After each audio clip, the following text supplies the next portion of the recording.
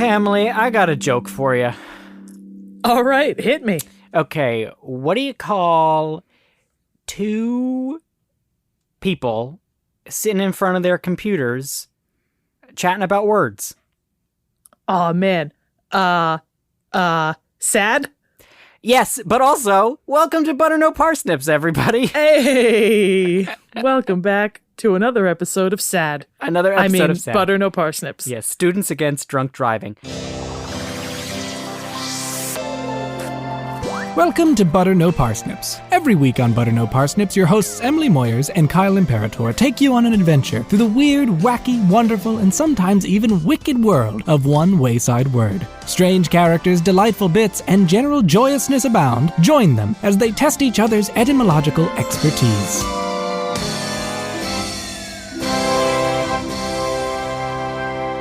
I'm Kyle. Oh. This is... I'm Emily, and I am against drunk driving. Yes, and a student of all knowledge. A student of the right. world. Yes. I am indeed, and studious as I am, I have prepared a fun little word for you today, Kyle. You can't see, but I'm doing that little thing where I twiddle my fingers, like, in excitement. Yeah, you do always do that. Yeah, but you can hear it, though. Can't you hear it? Yeah, I can hear the little ting-ling-ling-ling. Yeah, tiddly-ling-ling. Yeah, it's there. Lay it on me. I'm so excited. All right, Kyle, your word is calumny. C-A-L-U-M-N-Y.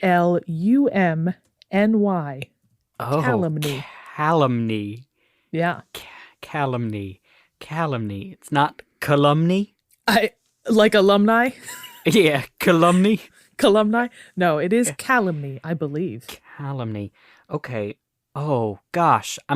Oh, wow. Yeah, this is foreign to me. I'm going to guess that the part means that it's like, is it Greek? Close? Latin? Yeah, originally, yeah. It is Latin into Old French into Middle English. That makes sense. It does make sense. We'll talk about why that makes sense in a minute. Oh, good. Was it transported through those countries, like physically? It was calumny? FedEx shipped. Yeah. Is it a noun or is it an adjective? It is a noun. The adjective would be calumnious. Calumnious. And the verb is calumniate. No, there's a verb of this? No. Those are lesser used, though. It is mainly used as a noun. Calumny. Calumny. Calumny. Is that the state of being a pillar? The state like of a column? Calumny? Yeah. Yeah. Calumny. Oh my No, God. close. I'm just standing there holding things up. I'm all calumny. Not quite. When did it come to English? Like, is there an It range? came to Middle English in the mid 15th century. I mean, I literally have nowhere to go on this. Yeah, I'm trying to think of a hint I could give you, but I can't. All right. I mean, listen, I'll take an X on this one. All right. Calumny is a false accusation or charge brought to tarnish another's reputation or standing. Oh. A libelous detraction or slander. Hey, I do calumny all the time. Watch. Ready, here we go. Emily is the weirdest... I'm trying to do something that's actually not really offensive. Oh, Kyle's just too nice. He can't think of anything. Parachuter I've ever seen. She puts the parachute underneath her. It sounds like a match game setup. How weird is she? Gotta get Gene Rayburn out here. Wow, these are hard-hitting current references. Yeah. So calumny, it is originally from the Latin word calumnia, which means false accusations or malicious charges. It also possibly meant trickery or subterfuge from the Latin verb calvor, which meant to deceive, which, if that's true, I feel like that's super interesting. I feel like I didn't think of slander as having that much of like an insidious meaning. I feel like subterfuge is way more like, I don't know. Yeah, like purposeful. Yeah. Yeah, where slander is just like, all right, I don't like this guy, so I'm gonna. But subterfuge, when you think of it like that, it's like, oh, there's like a plot against me. Yeah. Like slander could just be sort of idle chat. Yeah, whereas subterfuge is like, I want to take you down. I'm gonna bring you to Calumnia, and I'm gonna tear your hair out and paste it back onto your face. Yeah. See, That's now slander, right? now they're seeing the real Kyle. This is what goes through your mind every day. Oh, we're recording? Sorry, I was just saying that to Emily. Yeah, so the Latin word eventually morphed into the Old French word calomnie, Calomnie, and that went to the Middle English calumny, Calumnie. And as you were saying earlier, French to Middle English makes sense. And I'm going to quiz your linguistics knowledge here. Do you know why that makes sense? Because at some point, the French all moved to the middle of England. I mean, basically, you're right. I know. I said that because I knew it. That's right. So during the 11th century, which is like when Middle English formed, there was a French invasion of England called the Norman Conquest. Yeah. Norman. I remember him. As in Normandy, I believe. Yeah, Norman D. Rockefeller. Yep. He led the charge. Yeah. And after Norman D. Rockefeller set up shop, there were all these French colonies in England and French people living amongst English people and their two languages intermingling. And that is basically how we got Middle English. Oh. It was like a merging of Old English and Old French. That's really fascinating.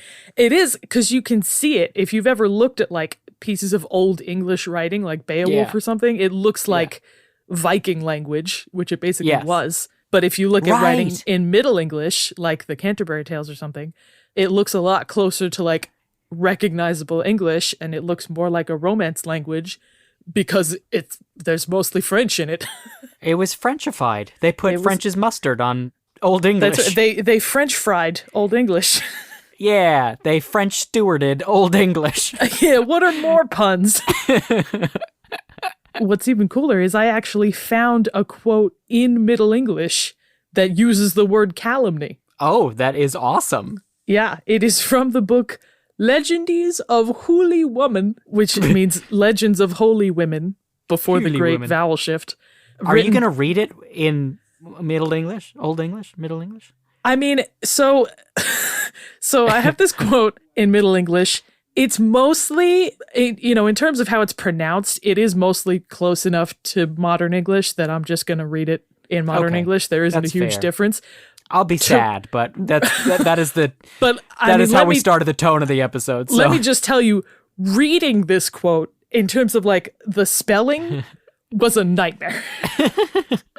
I mean, just a bit of background here. I emailed this passage to my college roommate, Anna Maria, because we were both English majors in college, and this is the sort of thing we thrive on. And we spent like an hour going back and forth, like first just trying to work out what all of the words were individually, because the spelling is nuts, and then trying to make sentences make sense and make meaning out of it. It took ages. So shout out to Anna Maria is what I'm saying. Thank you, Anna Maria. Yeah. Hopefully, so what you're saying is you've worked this out enough that if you say it out loud, I should just get it, right? Hopefully. All right, well, let's see. Yeah, so this is a book called Legends of Holy Women. It was the first all-female hagiography, which is a book about saints. Interesting. I was going to say. Yeah. That's fun. It is fun. And I think this is a quote from one of the saints. Although, as I said, it was difficult to read. So it's an auto-hagiography. Well, no, like this is like a quote in the book. Oh, gotcha. So it was a biography that a man named Osborne Bokenham wrote about several female saints. And this is, I think, a quote from one of those female saints. All right. And she says, and I quote, "Injury may not be said properly, but with words of deceit it uttered be. Wherefore false to have said, first prove me. And if thou cannot, thou art to blame, with false calumny me to defame." Oh, it's rhyming. I like that. It ends on a rhyming couplet. That's how you know she's noble. Are they trying to pass it off as like she just like that just came out rhyming? Like she just said it on the spur of the moment? Yeah. He may have taken some artistic license, Osborne. No, I like to think that was real. Good for her. I think everyone in the 1100s just spoke in rhyme. Yeah. But yeah, as for what that means, Anna Maria and I debated a lot. We think generally she's saying like I'm rubber, you're glue. Like you're making up slander, but you can't prove it, and I'm better than you. That sounds like something women might have had to say back then. Yes, absolutely. And nowadays. I'm sorry, women. Thank you. It's good that you're taking that stance now, because you're going to see in a minute what we're about to get into. Oh, okay. Am I going to regret taking that stance? No. Or? You're going to be, you just need to make it clear that you are on the side of women. Okay, gotcha. So, in terms of the use of calumny in modern English, there isn't really like a specific first usage, because it just sort of gradually developed as English developed, from Middle English into early modern. Sure. But there is one usage that we absolutely need to talk about. And in fact, we need to talk about it so much that I'm going to spend the rest of the episode talking about this one book. All right. Sure. Yeah, definitely. This is a book from 1662 by Jacques Olivier. It is written in French originally, called L'Alphabet de l'Imperfection et Malice des Femmes, or the English version is titled A Discourse of Women Showing Their Imperfections Alphabetically. Oh, wow. And it is basically just this incel, I assume, naming all of the flaws of women letter by letter, from A for avarice to Z for the zeal of jealousy. Wow. I mean, it's crazy to me that some noble person didn't get to writing that before he did. Yeah, and I love that he really had to reach for the zeal of jealousy. He got to Z, and I was like, I don't know what to do here. Couldn't you just say, like, zealousness? I don't know. But he really had jealousy on his mind, and he needed to get that out there. The zealousy of jealousy. That's what he should have said. I already used J for, I don't know, too many Jell-O molds or something. I like to think that all of the letters end up just being jealousy somehow. B is the butt ugly jealousy that women have. G is green with jealousy. Now that I'm thinking about it, A is for avarice, which is like not far from jealousy. Yeah, greed. Yeah, it's kind of jealousy, like wanting things that other people have. So, yeah, I mean, I guess the divorce isn't going well. Yeah. is what I'm getting. From Mrs. Olivier. Mrs. Olivier. So this book, I was originally looking at the English edition. He released it first in French in 1662, and then a couple of years later, he released it in English. I think he either translated it himself or like with other people's help, because it was the original author, Olivier, that re-released it. Oh, wow. And the English edition starts with this foreword, which is directed, quote, to the English ladies. And I'm gonna read that foreword now, or at least the beginning of it. Did he write this foreword? He did. He wrote this himself. And it says, quote, to the English ladies, madams, this is intended generally for you, but yet it excludes none. You are the ablest judges whether the French suit with your nature and sex in this discourse. The author is rendered as a looking glass to our English females, wherein with truer reflections they may see themselves and correct those native blemishes by the exactness of these foreign characters. My jaw is on the floor. So what are you getting from that, Kyle? What is he? He's saying there? Excuse my French, but what gall? That's like a triple pun there. Oh, that is gall. Yeah. Yeah, I know. I'm so good. That's what good. the heck? That's ridiculous. Yeah. So he's essentially saying, like, this is written about French women, but, maybe you English can look at this and see something and shape up. Yeah. Take a look at our hideous, just freaking awful French ladies, and English ladies do better. Yeah. Well, if you think that's wild, so that, as I said, is the foreword in the English edition. But then I went back and looked at the original French edition and, put that through Google Translate and got a translation. And that book also starts with a foreword directed at French women. Sure. And I'm going to read that quote with the attitude that I think it should be read.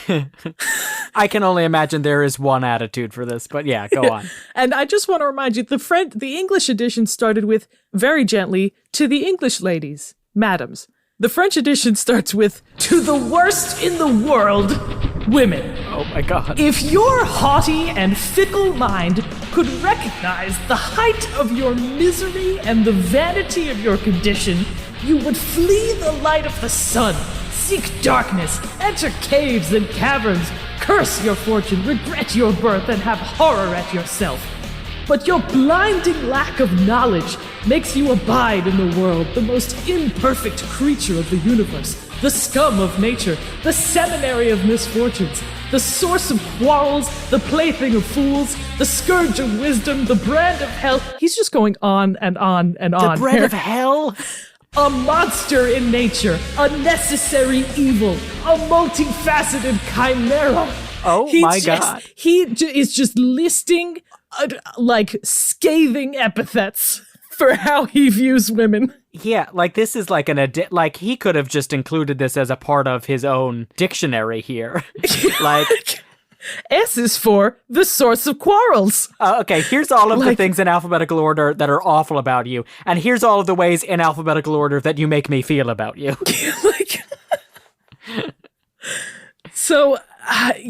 I mean, I'm sorry. So, holy cow. So he said the bread of hell? The brand of hell. Oh, brand of hell. What? There was one before that I was like, what the heck? The scourge of wisdom. Yeah. The chimera one. What was the chimera one? A multifaceted chimera.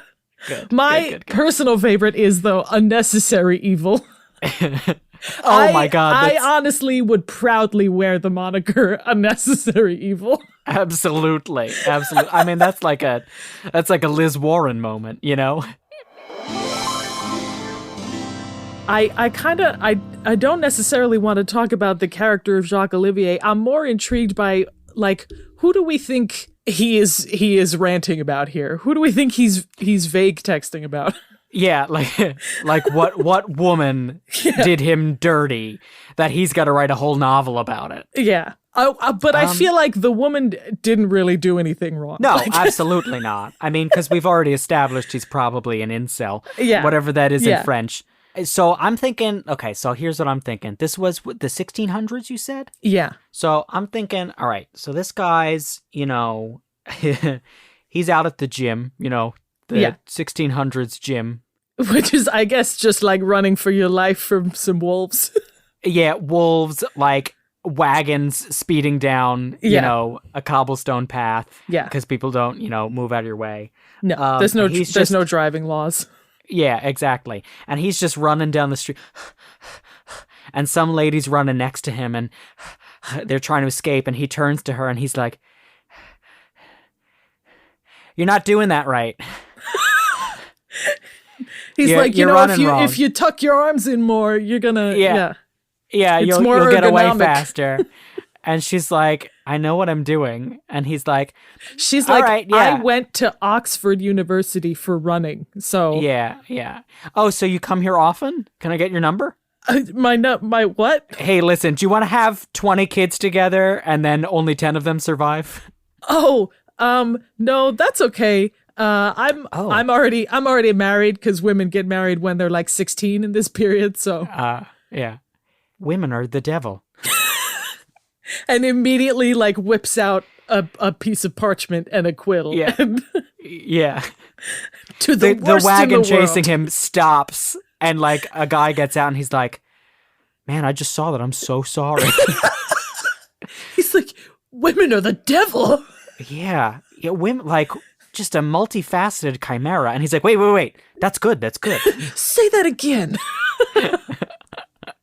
Yeah, they workshopped that rant together. Yeah. I mean, it's just a necessary evil. Yeah. So anyway, Kyle, the reason I bring up this hilariously offensive book Yes. is that in the alphabet of imperfections, the letter K apparently stands for chaos calumniarum, which he translates as confusion of calumnies. With K's. Just chaos starts with K, and I just need to tell you that not all of the chapters start with a Latin phrase, just the ones where he needs to like reach for a letter. Yeah. He's And like, secondly, nothing starts with K. well, but also the Latin word for chaos doesn't even start with a K. It doesn't, right? It's spelled the same as it is in English. Oh my God. So He just assumed that people wouldn't know the difference. I guess in 1662 they probably wouldn't. I mean, it didn't have to be an alphabet. Like, if you can't find the words for it, don't make it alphabetical. Maybe the guy driving the wagon suggested that, and he was like, "Oh yeah, I can do that." And then he got home and was like, "Oh, I absolutely cannot do that." God, I can't let this guy down or he'll chase me again. So Mr. Olivier starts off the chapter by just talking about why calumny is such a sin and a vice and a horrible thing to do. But after he gets done with saying all that, he says, I'm going to read another quote here. The woman, questionless, is the most subjected to this vice, for handling her tongue so nimbly it is no marvel if it very often be injurious.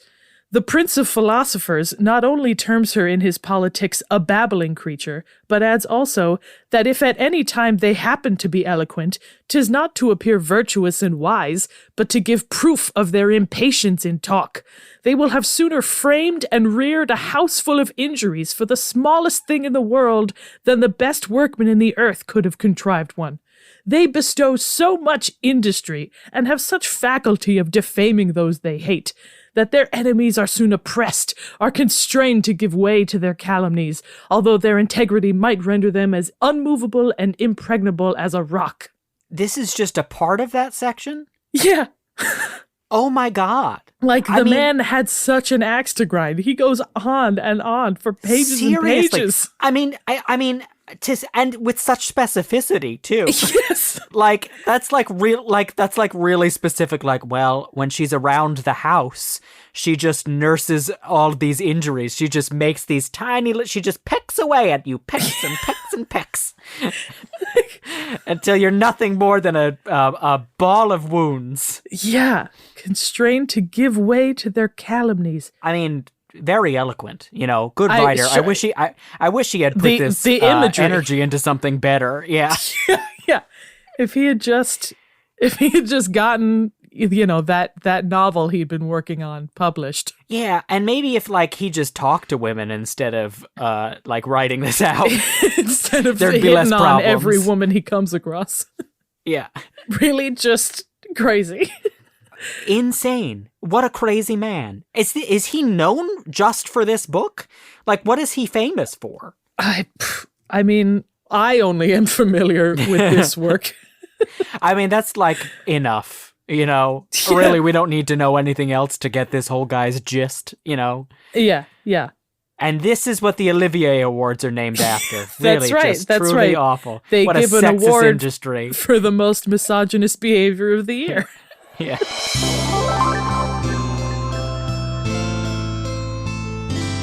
Well, you know what, Kyle? Let's turn to something less offensive. Oh, less offensive. Okay. I think we should. In researching the origins of this word calumny, I came across that fantastic word that I mentioned earlier, hagiography or hagiography. Yeah, that's a good sure word. How you pronounce it. It is a book about the lives of saints, a biography of saints, basically. It comes from the prefix hagio or hagio, meaning holy or sacred. So it literally meant sacred writing, and then later came to mean writing about a saint. Sure. And finding that word got me thinking about what other little-known ography words there might be. Oh, interesting. So, I bring you now a little game called Ographyology, as Love in it. the study of ography words. Love it. Oh my God, I'm all for it. So, I've compiled a list of a few words here, and I thought you could try to guess what they might mean. I'm all for figuring out prefixes, so. Yeah, and you absolutely won't because all these words are crazy. but it'll be fun. I don't know. Column was pretty close to calumny, you know. I Yeah, could you have got got it. there. Yeah. All right. Well, this first one I think you might have a shot at. The first one is blogography. These are real words or words These that are- you made up? These are real words. Oh, wow. Wow. Although wow. this word was made up more recently by people on the internet. Sure. So I'm guessing a blogography is like an internet bio. Basically, it is a biography written in blog format. Oh, okay. Yeah. Is there a vlogography? I guess it would follow that there would be. Yeah. Wow. That's really interesting. Yeah. The next one is a pathography. Pathography. I'm going to guess that comes from pathos. Not quite. Okay. I'm going to guess that comes from pathematics. I've never heard of that word. That's because I made it up. That makes sense. Is it the biography of routes? Like paths? No, Trails? I could tell you what word it comes from if that helps. Sure, yes. It is sort of semantically related to pathology, as in the study of diseases. Oh, so it is like the life story of a disease? It's close. It's the life story of a person who has a disease. Oh. It is a biography that emphasizes a person's illnesses, misfortunes, or failures, and how those things influenced their life and work. That's really interesting. Yeah. This next one I have is a plutography.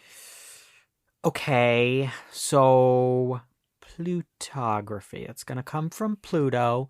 Pluto was Hades. This is about Satan. This is the biography of Satan, is a plutography. So this is a more niche thing associated with Plutus or the ancient Greek word Plutos.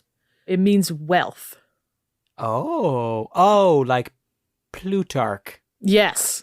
So, like the study of somebody who was wealthy, or how like wealth, not the study of the life story of somebody who was like wealthy or had wealth influence them, Basically, or it like is rags to riches. Yeah. So it is a depiction or presentation of the lives of rich and famous people, often uncritically. It was coined by an author who was criticizing shows like, Lifestyles of the Rich and Famous. Yeah, That were like, oh, that's good. sort of sensationalizing people who were like obscenely wealthy and fortunate.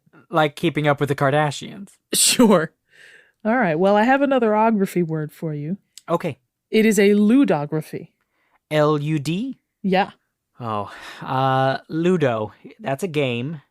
Is it a gambling game? Is it the study of gamblers? The history, the life of gamblers? No, but it is related to games. Oh, is it the life of people who toy with people? So this one is not quite a biography. I'll tell you, it is in the vein of words like discography or filmography. Oh, so is it like, a ludography? Is that Yeah. like the gamut of all games? Yeah, it is a list of all the games that a game designer has worked on. Oh, that's really fun. Isn't that like, fun? That's so fun. Is that like specifically referring to like digital media, or does that also No, work I with, think it like- can mean board games too. Oh my god, I love that so much. Yeah, it's like an Wow. IMDb list, but for game designers. I freaking love that. Yeah. I'm gonna go around calling things ludographies. All right. I have one more for you. Yeah, tell me. An adoxography. ADOXography. Adoxography.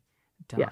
Dox as in to have the FBI sent to someone's home, and A as in to not. So adox here is, this is people, the life story of people who got away with crimes. No. This one is also not a life story. It is just a type of writing, a type of a piece of writing. I think I'm pretty far away on this one. Yeah, so. I'll tell you, it comes from the Latin word adoxus, which means absurd or paradoxical, which comes from the ancient Greek adoxos, which means obscure or ignoble. It's just a collection of ignoble, ridiculous things. Not quite. It is. Crimes? It means an elegant or refined piece of writing that praises a trivial or base subject. Oh, Yeah. that's lovely. Isn't it? It was, I think, basically a rhetorical exercise in, like, Victorian times. They'd tell a student, like, to write a beautiful essay about gout. And it was like, if you can write that, you can write anything. Gotcha. Well, I mean, that's like Mozart writing all those songs about farts. And that's all we have time for on Butter No Parsnips. Thank you all for listening. Yeah, thanks for coming. We learned a lot about how to slander each other today, so I hope you use that That's right. wisely in your home life. Yes, and I hope all the women out there have learned a thing or two. About men, because truly, now you They're know you scum. can't trust us. Absolutely not. Well, I've been Kyle. And I've been Emily, and this has been Butter No Parsnips. See ya.